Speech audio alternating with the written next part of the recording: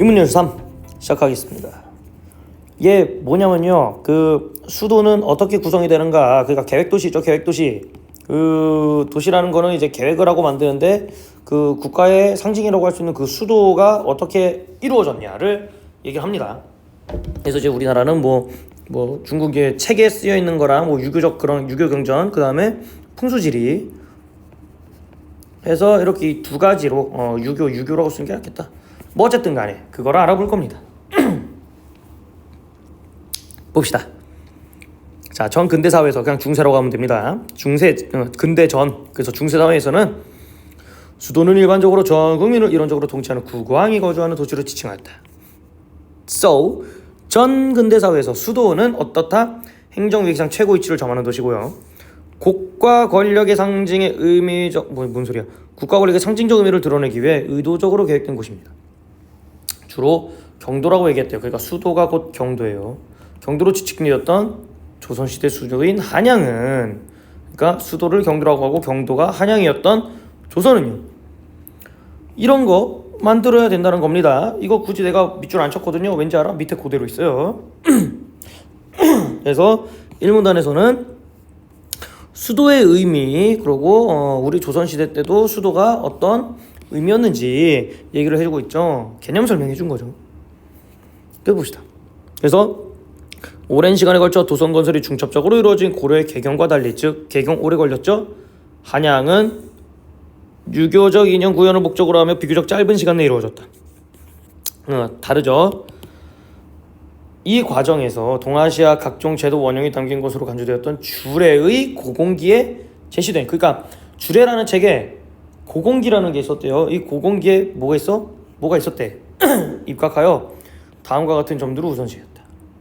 우선 도성의 중심에는 궁궐을 두어 국왕을 중심으로 한 엄격한 상하 질서를 드러냈다고 합니다. 자, 여기에 나와 있는 거예요.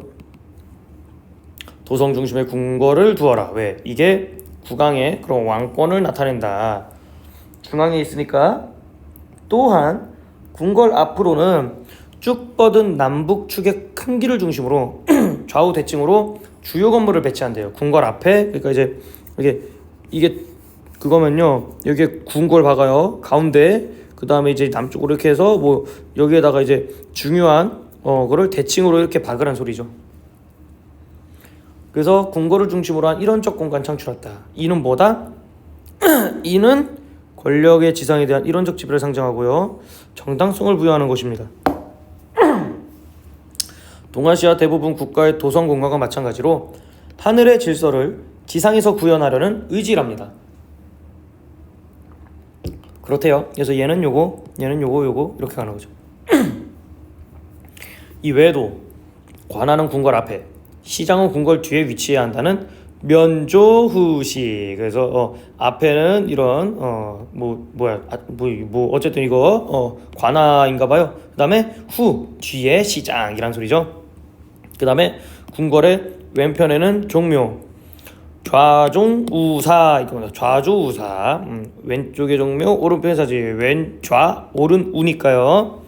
이것도 다 어디? 여기에 들어있는 거예요. 여기 주례에서 지켜야 할 원칙으로 부각되었답니다. 특히 종묘와 사직은 수도에 무조건 있어야 된다. 그래서 무조건 있어야 된다예요. 그래서 태조, 조선은 즉위 교서 첫머리에 고려 왕조는 종묘가 성 밖에 있어서 주례에 안 맞았다 해서 우리는 이 주례에 맞게 좌조우사 해서 가지고 도성 안에 종묘를 건설할 것이다 라고 했습니다. 그래서 이걸 하다 보니까 유교적 이념의 실천도 되고요, 왕조의 정당성과 도덕성도 드러내고요, 수도의 상징성을 결부시켜주고자 하는 의도를 표현한 방편이다 라는 겁니다.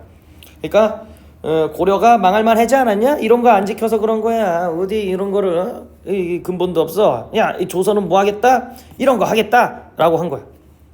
그래서 주례에 나온 거 하겠다 라고 해서 정당성도 확보되고 뭐 그랬답니다.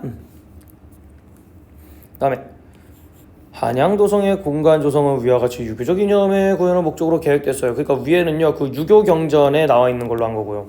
자, 현실에 적용하는 과정에서 자연에 순응하는 풍수지리 영향을 받았으면 확인됐다. 그렇죠. 풍수지리 이거 무시 못하죠. 배산임수 집값도 직결돼. 한강이 그래서 그런 거요. 자, 어쨌든 한강에 아파트 비싸잖아요. 그 풍수지리야 그거. 어쨌든 간에 태조 때 정해진 한양의 공간은 풍수지리에서 말하는 명당의 형국을 지녔대요.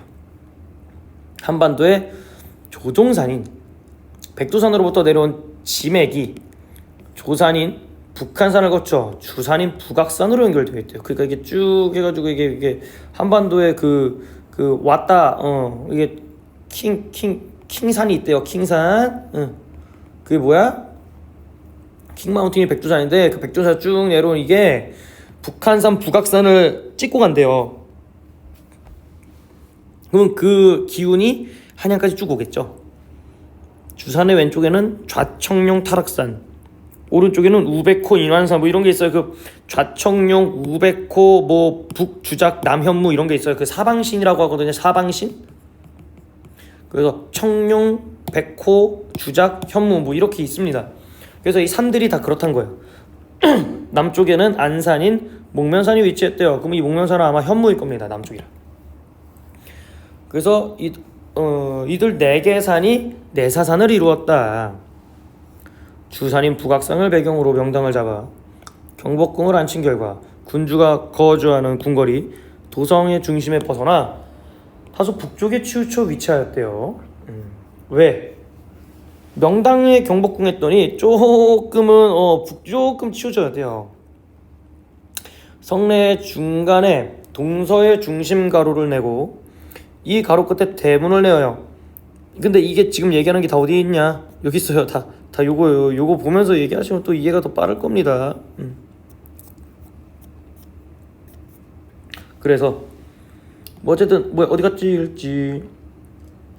그래서 뭐 남쪽은 안산의 목면상의 맥과 우백호 맥이 이어지는 결절점에서 문을 내어 이를 남대문이라고요. 남대문은요 주간선을 그어 역시 굵은 선을 그어서 연결점에 종루를 세웠답니다. 육조 한성부둔의 관하는 면조후시라서 경복궁 앞인데요. 여기가 좀 특이해요. 왜? 면조후시니까 시장은 뒤에잖아요. 근데 궁궐 북쪽에요 산이 있어요. 그래서 궁궐 앞에 살짝 동쪽으로 비켜가서 종루 부근에 자리했대요. 원래는 뒤에 있어야 돼요. 면조후시 때문에. 그래서 원래는 얘가 어디로 가 있어야 돼? 여기가 있어야 돼. 근데 지금 산이 가로막고 있어서 앞으로 와서 살짝 동쪽으로 치우쳤죠. 종묘와 사직의 위치는 좌조우사의 원칙을 따르면서도 각각 좌청룡 우백호의 입지를 삼아 종묘와 사직을 궁궐 전면에 대칭으로 위치시킨 중국의 경우와는 다르다고. 그러니까 이거는 중국이야. 중국은 궁궐 앞에다가 했대요. 근데 우리는 궁궐 앞에 뭐 했어요? 면조우시였잖아요. 그래서 관아 같은 거 앞에다 놨죠. 또한 표면적으로는 중화주의적 질서를 의식하여 종묘와 사직을 제후국 분수에 맞게 만들어야 한다는 당위를 따르면서도, 그러니까 이제 제후국, 그러니까 우리가 그 신하의 나라였잖아요, 중국한테. 그러니까 그 종묘 사직을 엄청 화려하고 거대하게 못 만들어. 종묘 사직이 뭐냐면은 그 조상들, 그 왕의 조상들 모시는 곳이잖아요. 그러니까 엄청 화려하게 하고 싶겠죠. 그게 또 왕권과 강화되니까. 근데 이런 게 있었어. 그래서 어떻게? 알겠어요 하는데 헛짓거리 뒤로 딴짓했죠. 세부 건설 과정에서는 니들이 제시한 거 살짝 벗어나겠습니다. 이는 조선의 수도 한양이 봉건 국제 질서 속에서 제후국의 수도라는 위치를 차지하고 있지만, 신하의 나라의 수도지만 중국 수도와는 또 다른 중심으로 독자적인 도덕성과 정당성을 지닌 장소임을 드러내고자 한 것이다. 그러니까 중국과 좀 다르다. 우리는 니들의 속국이 아니다. 신하의 나라라고 해서 꼬봉으로 부릴 생각하지 마라. 우리는 나름 이런 거 있다. 독자적이다. 니들하고 다르다라는 거죠. 결과적으로 한양 도성의 공간 조성은 유교적 이념을 따르는 것을 원칙으로 하면서도 이를 실제로 적용하는 공간의 자연 지형적 특징에 순응하는 유형성을 보여줬대요. 그러니까 이거 요약이죠. 2문단, 3문단. 또한 중국 도성 건설 원칙 수용해야 그 주례랑 뭐 이런 거 있죠. 이런 거 제후국에 뭐 맞게 서라 이런 거 했는데 아니야 하면 이거 살짝 다르게 쓴 거. 그게 이거죠. 그래서 얘도 뭐 어려울 게 없어요. 이것도 그냥 위에 보시면 돼요. 일단 막 어려워 보이는데 면조후시인데 이거 바뀌었죠. 시장이 왜 주례 원칙에 의해서 입지가 결정 못했어요. 이거 풍수지리로 했죠. 원래 이거 그럼 여기로 갔어야 되잖아. 그래서 바로 틀리고, 뭐 어려운 게 없습니다. 그래서 얘도 읽고 질문만 하시기 바랍니다. 문제 풀고. 예, 수고했습니다.